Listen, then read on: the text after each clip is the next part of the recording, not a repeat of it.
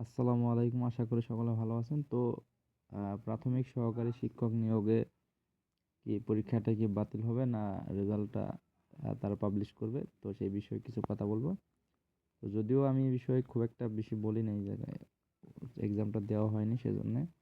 তারপর পরিস্থিতি অনুযায়ী কিছু বলা দরকার। তো এবারে যে প্রাথমিক সহকারী শিক্ষক পরীক্ষা হয়েছে পূর্বের তুলনায় অনেক বেটার, মানে কড়াকড়ির মধ্যেই পরীক্ষাটা হয়েছে। খুব দু একটা মানে ঘটনা হয়তো ঘটতে পারে, তবে খুব বেশি মানে অনিয়ম বা দুর্নীতি খুব একটা হয়নি বললেই চলে।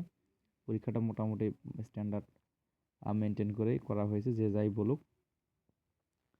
তবে এখানে পুরা যে বিষয়টা রয়েছে এটা পড়তে গেলে অনেক সময় লেগে যাবে। তবে এই প্রাথমিক সহকারী শিক্ষক নিয়োগ পরীক্ষাটা বাতিল হওয়ার সম্ভাবনা নেই বললেই চলে। বাতিল হবে না, 2-1 মধ্যে হয়তো রেজাল্টটা তারা দিয়ে দিবে।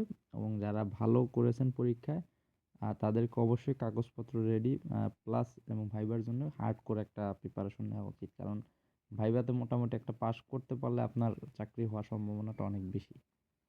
আর তো সেই ক্ষেত্রে আমি বলবো যে যাদের এক্সাম মোটামুটি ভালো হয়েছে, কাট মার্কসের মধ্যে রেজাল্ট রয়েছে, তাদের কাগজপত্র সব কিছুই রেডি রাখা উচিত এবং ভাইবার জন্য একদম রাখা উচিত। কারণ এই চাকরিটা খুবই ভালো একটা চাকরি।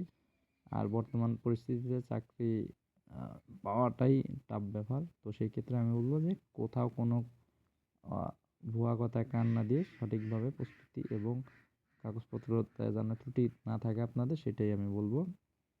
যা যা লাগে তা আপনারা ম্যানেজ করে বা যেভাবে হোক আপনারা রেডি থাকেন। তো প্রাথমিক সহকারী শিক্ষক পরীক্ষাটা বাতিল হবে না, আর রেজাল্ট 2-1 মধ্যেই পাবলিশড হয়ে যাবে। তো আমি পুরা এই হেডিংটা পড়লাম না, জাস্ট এইটুকুই, এটাই সারমর্ম, যে আপনার খুব দ্রুত 2-1 মধ্যেই রেজাল্টটা আপনারা পেয়ে যাবেন। তো আশা করি সকলে ভালো থাকবেন, আমার চ্যানেলের সাথে থাকবেন। আল্লাহ হাফেজ।